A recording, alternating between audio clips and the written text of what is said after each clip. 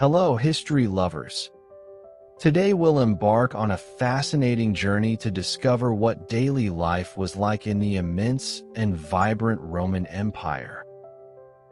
Forget movies and series for a moment, because we're going to delve into the details that truly define the day-to-day lives of millions of people. Ready for a journey that will transport you 2,000 years back in time? Let us get started. Before we dive in, subscribe and turn on notifications so you don't miss a single episode that uncovers history's most fascinating stories. Welcome to a journey into ancient Rome. We won't just talk about emperors and conquests, but about the common people, the men and women who made this civilization so amazing. From the majestic aqueducts that still impress us today to the colossal amphitheaters that hosted breathtaking spectacles, the Roman Empire was a feat of engineering and organization. But what was it really like to live here? What did they eat? How did they entertain themselves? What did they wear? Rome was not just the capital. It was a crucible of cultures. Greeks, Syrians, Jews, Africans, Spaniards, and Gauls coexisted in this cosmopolitan metropolis. In the popular neighborhoods, Latin was mixed with Greek and other languages from distant provinces, and the narrow, winding streets of Rome were like vibrant arteries, filled with a constant flow of people, goods, and ideas. Imagine the subway at rush hour, but outdoors, with the scent of exotic spices and the occasional rumble of a cart on the cobblestones. Get ready to immerse yourself in the real life of the Eternal City. Roman society was a complex structure with clearly defined roles. At the top, shining like threads of gold, were the patricians and senators, heirs of Rome's ancient founding families. Dressed in togas with a purple stripe, they lived in luxurious mansions. They held great power and influence, occupying most of the key positions in the Senate and government. On the other hand, we had the plebeians, the majority of the population, made up of merchants, artisans, and farmers. Although they were free men, they initially lacked political rights and could not marry patricians or join the army.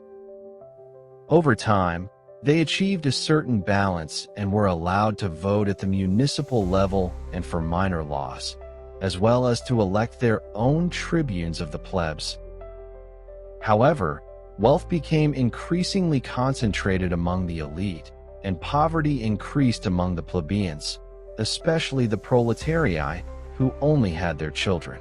A fascinating figure was the freedman, a slave who had gained their freedom.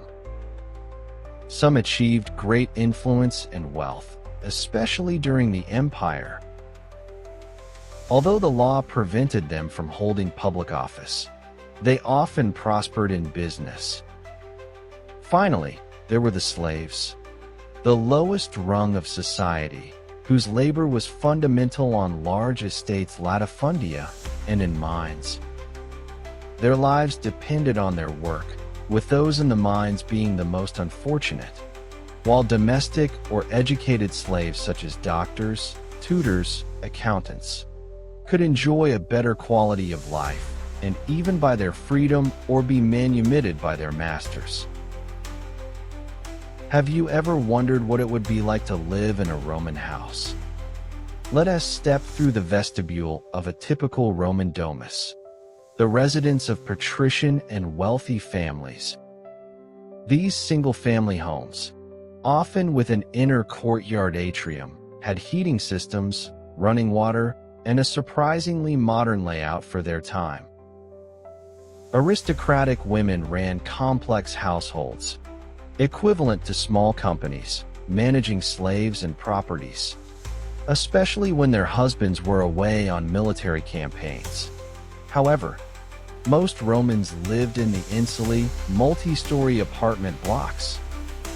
Imagine living in an apartment without a kitchen, where the smell of freshly baked bread mixed with the smoke from oil lamps. These dwellings were the only option for a large majority, offering a mix of constant activity and precariousness. Overcrowding, the constant risk of fires, and the noise and dirt in the streets were daily challenges. The historian Juvenal even recommended not leaving the house without having made a will due to the dangers. But not everything was precarious. Roman cities, with their bustling markets, taverns, and public baths, offered many opportunities to socialize and enjoy a wide range of entertainment adapted to almost every budget. Despite the risks, urban life was vibrant and full of interactions. Food in ancient Rome was much more than nutrition.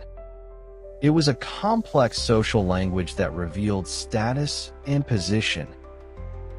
The basic food, especially during the Republic, was pulse, a porridge of emmer wheat flour with legumes and vegetables, which led the Greeks to call the Romans porridge eaters.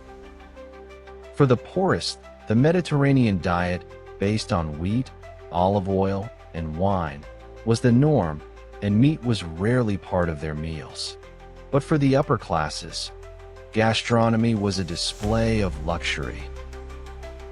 Breakfast could include bread with oil, cheese, honey, eggs, and fruit. However, the main meal was dinner. Hosts organized banquets, the convivium, where the goal was to impress guests with the quality and presentation of the delicacies. Diners reclined on couches, tricliniums, around tables, leaving one hand free to eat, as it was customary to use fingers instead of forks and knives.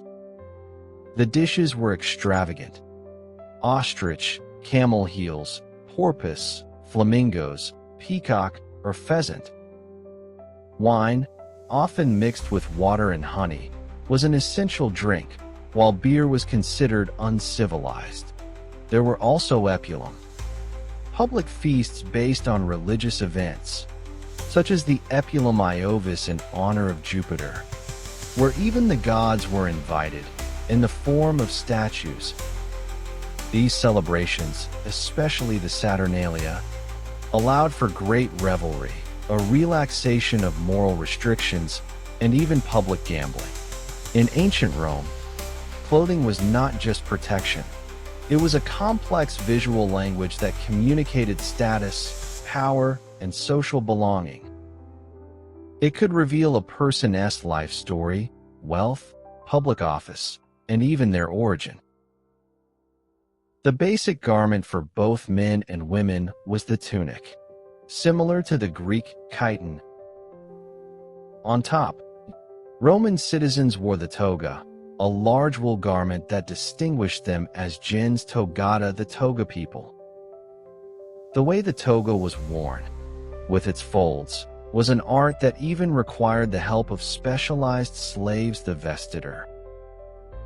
The colors and adornments of the toga also indicated status. For example, the purple stripe on the toga of the patricians. Elite Roman women were very concerned about their appearance. They used cosmetics, although some contained toxic ingredients like cerussa lead carbonate. The hairstyle and choice of jewelry were also important. Roman society was deeply sexist, and women did not have legal equality, with an ideal model of an obedient housewife. However, unlike in Greece, Roman women enjoyed more freedom to go out, work, and even access education, although their legal rights were limited. For most Romans, life was short and economic uncertainty was high. The main concerns were paying rent, getting daily food, and finding work. For the wealthy, the day was divided between business and leisure, and most Romans worked about 6 hours a day, from sunrise to noon. For the elite, working was in bad taste. Agriculture was the very foundation of Roman society, with heroes of the Republic alternating the plow with the governance of the state. The seasons marked rural life: pruning in spring, harvesting in summer, grape and olive picking in autumn. In the cities, there was a wide range of occupations: artisans, bakers, merchants, carpenters, blacksmiths. Women also participated in business, owning estates, managing transport companies, and even brick factories. Slavery was the invisible backbone of the Roman economy. Slaves worked on large estates, in mines, and in industries. Some, such as doctors or accountants, were highly valued. However, the economic crisis of the 3rd century AD, with the devaluation of currency, led to changes in society, including a reduction in the slave population and greater value being placed on them, almost as if they were free men. Rome also had a sophisticated system of public services: aqueducts that brought running water to the cities, and the famous public baths thermae, which were centers for hygiene and socialization, even with gyms and swimming pools. For business and administration, the Roman road network, with roads like the Appian Way, was a marvel of engineering that connected the entire empire, facilitating trade and the cursus publicus or imperial mail.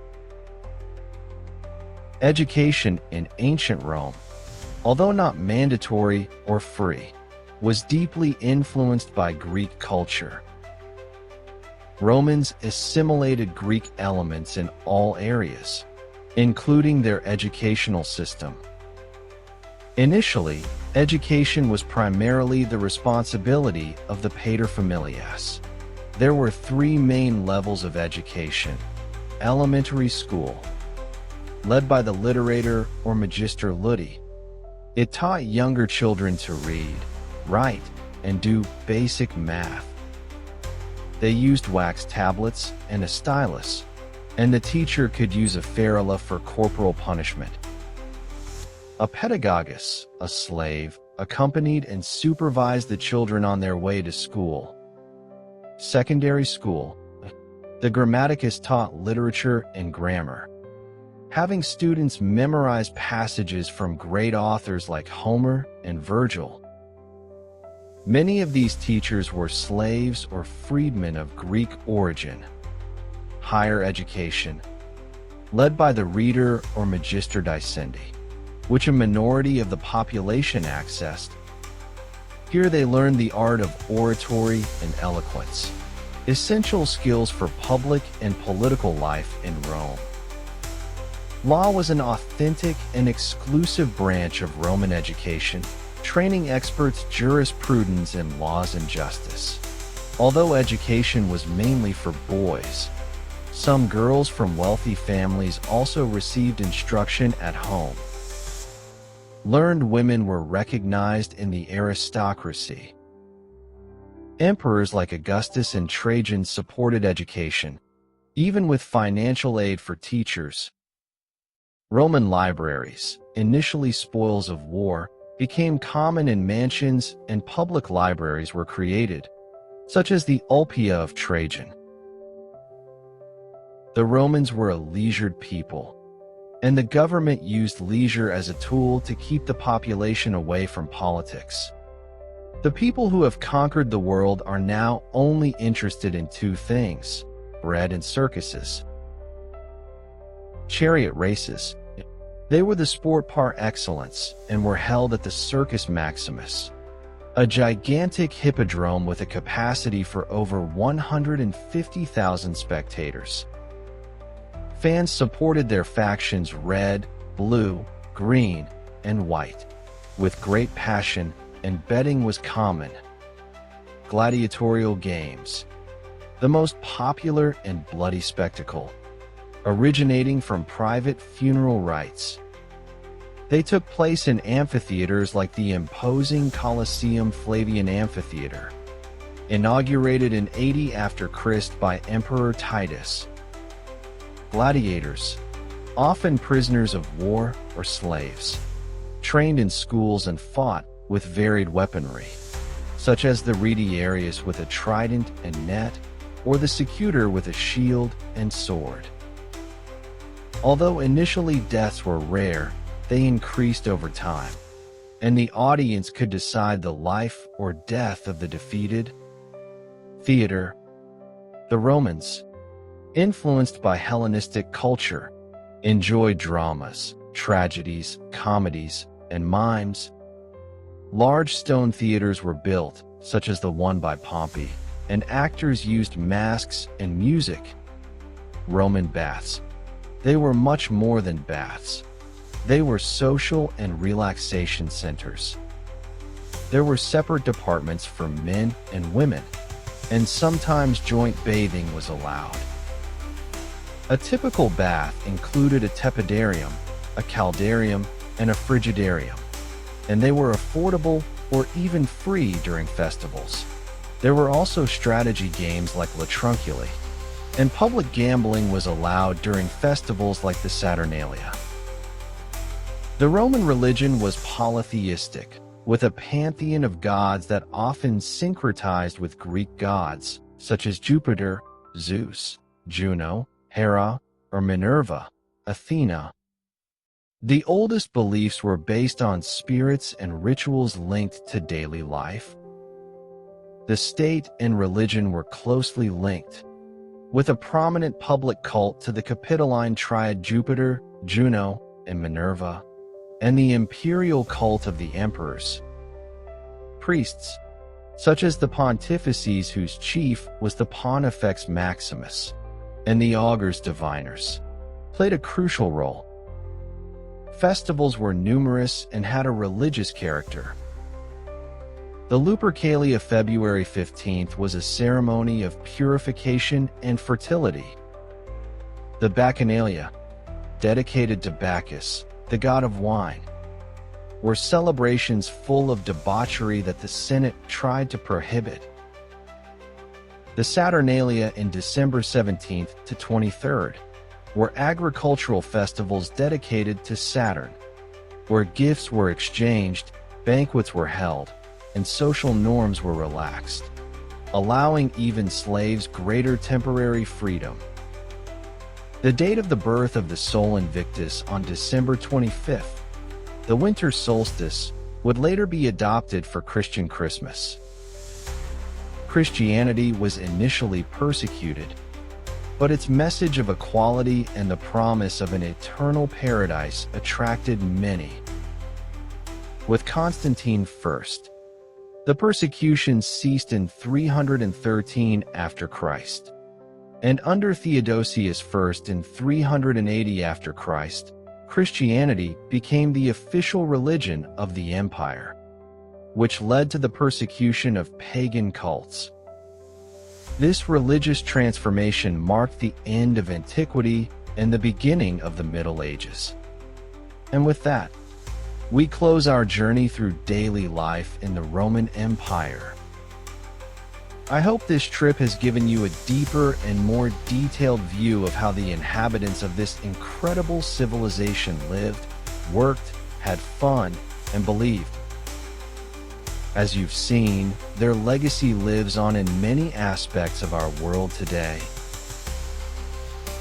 If you liked this video, don't forget to like it, subscribe to the channel, and leave your comments. See you in the next history episode. Until next time.